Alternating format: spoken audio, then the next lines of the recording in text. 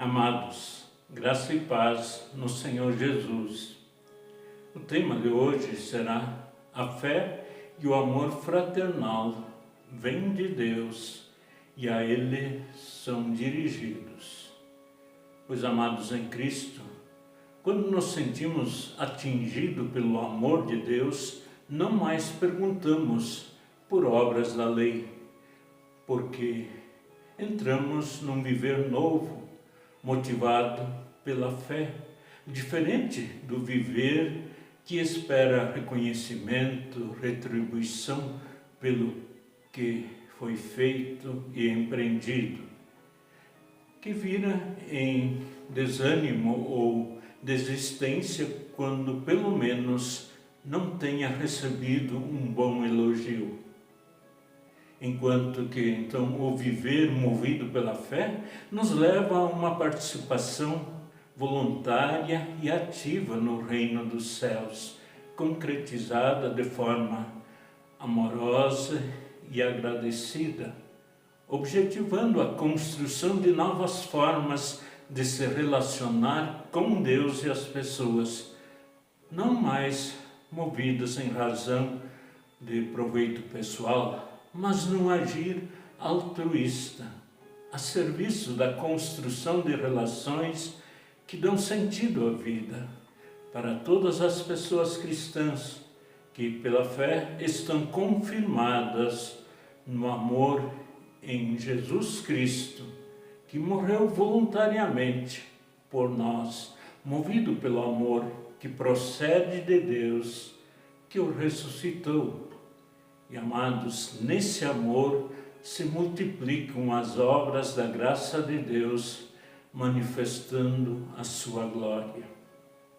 E ainda que exista, então, uma tensão real e concreta entre o viver sob a cruz de Cristo e a viva esperança da glória futura em Jesus Cristo, mediante a fé que Deus opera e dá a nós, nos propomos a viver e falar do que cremos, como afirma o apóstolo Paulo em 2 Coríntios, capítulo 4, versículo 13.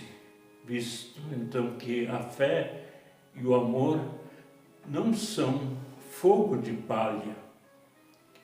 Estes vêm de Deus e vão para Deus, sendo a razão de não desanimarmos. E enquanto vivemos a vida terrena, com limites impostos pelo fato de vivermos neste vale de lágrimas, em meio a uma sociedade corrompida, da qual somos parte, devido à nossa condição humana, que ao longo do tempo em que vivemos aqui, então, se manifesta em nós um desgaste, mas é do corpo físico. Todavia, o nosso ser interior se renova dia a dia, conforme o apóstolo Paulo afirma em 2 Coríntios 4,16. E nisto, amados, somos ainda levados a reconhecer que nada se perde, pois nosso ser mortal é absorvido pela nova vida que temos em Cristo. Pois existe uma profunda relação entre o Cristo ressuscitado e a nova vida que temos nele, conforme o versículo 14 de 2 Coríntios 4. Isto, amados, então não viver em ações e graças pelo bem que Deus nos concede e também pelas tribulações que nos sobrevêm nesses dias maus. Isto, amados, porque a vida é mais do que aquilo que se vê e sente. O reino dos céus é mais do que nós, mas pela fé em Cristo fazemos parte dele. Nós facilmente podemos ser enganados por bajuladores, conforme aconteceu com as pessoas da igreja que se reunia em Corinto. Porém, amados, na pregação de um frágil apóstolo Paulo, por trás então de um vaso de barro enviado por Deus, está muito mais do que aquilo que as pessoas possam ver e queiram ouvir. Está o Evangelho da paz, está a palavra do Senhor, que é viva e eficaz e apta para discernir os pensamentos e os propósitos de nosso coração, conforme Hebreus 4:12. Paulo é perseverante no ensino e na consolação a partir de Cristo crucificado, que foi ressuscitado por Deus. A Dione vai nos trazer um cântico.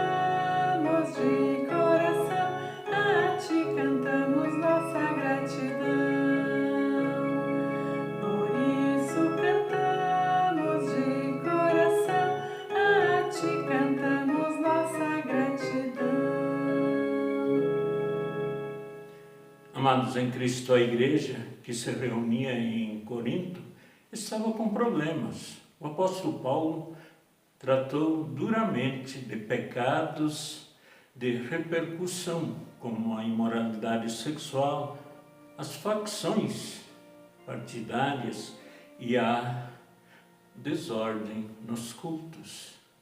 Esses problemas, amados, traziam muitas dores e sofrimentos.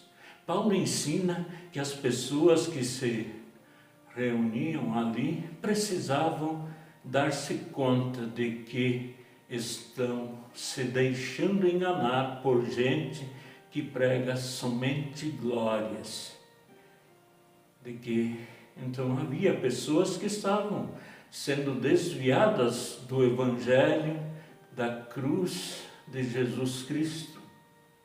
A congregação está doente e precisa de tratamento, mas também achou ocasião para ensinar sobre os dons espirituais, considerando que eles conheciam essa realidade.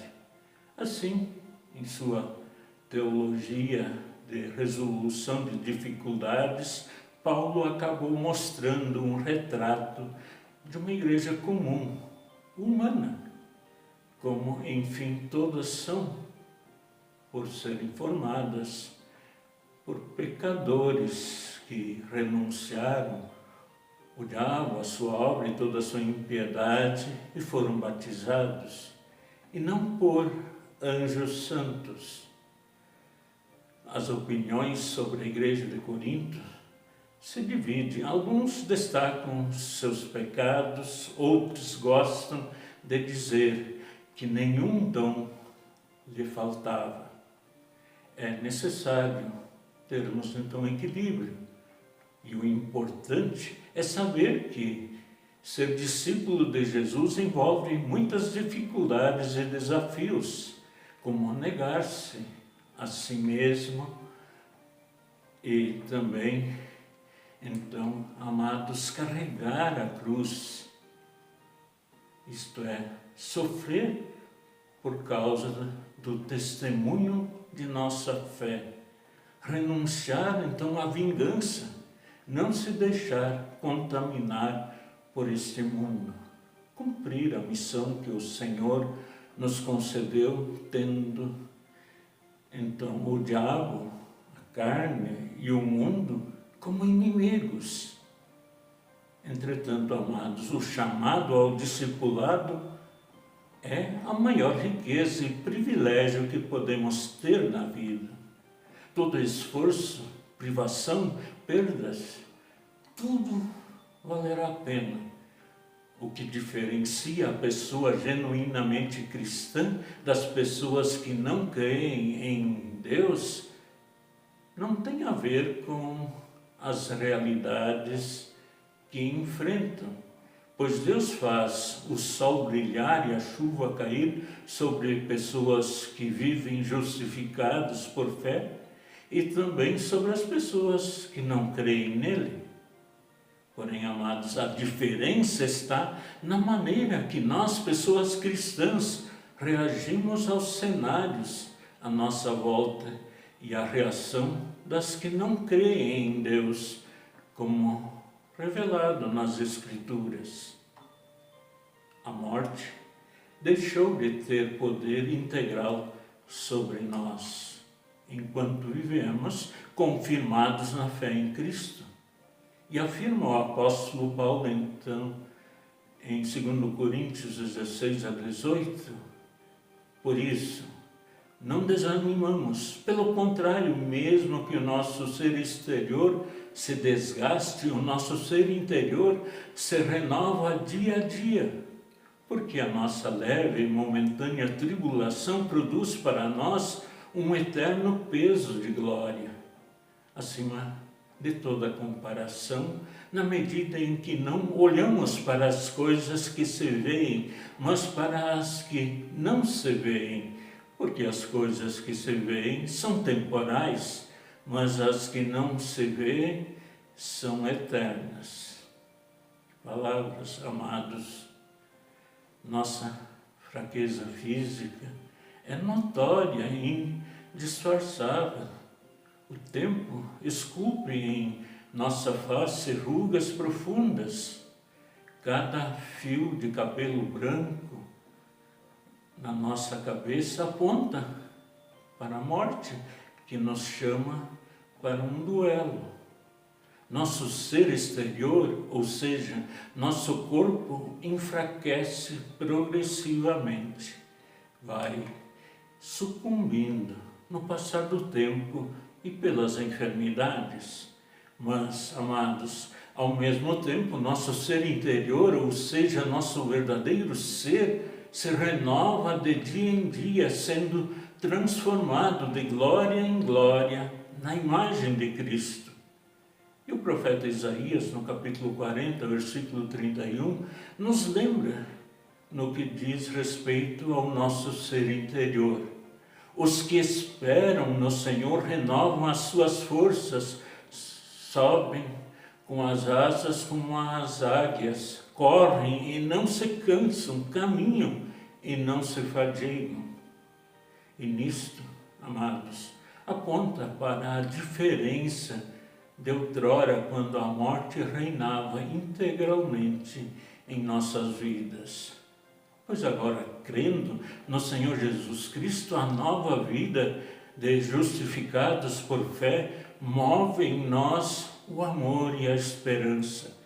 E as circunstâncias adversas que enfrentamos tornam-se leves e momentâneas quando comparadas ao peso de glória eterna que nos aguarda. Queremos ainda cantar. Deus nos guarde pelo seu poder, protegidos e abençoados, desfrutando seus cuidados. Deus nos guarde pelo seu amor, pelo seu poder, no seu amor, estaremos todos com Jesus, pelo seu poder e no seu amor. Ah, que Deus nos guarde em sua luz. Deus nos guarde para o seu louvor, consolados e contentes, achegados sempre aos crentes. Deus nos guarde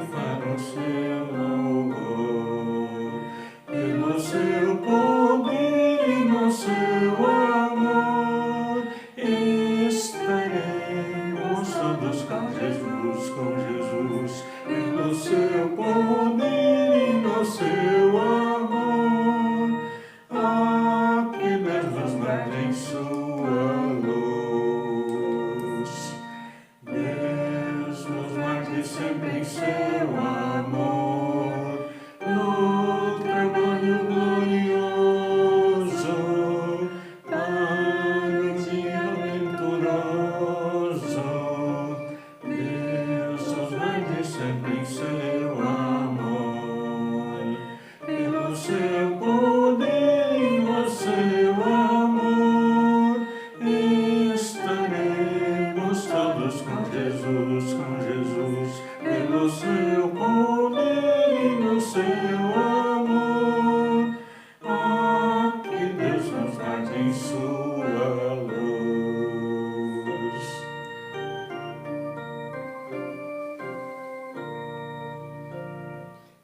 E que pelo poder da fé busquemos sempre essa guarda que Deus nos oferece para nos proteger das ciladas do inimigo e continuar firmes no Evangelho e no anúncio do mesmo a todas as pessoas, vivendo uma vida de fé e amor que provém de Deus e vai até Ele. Amém.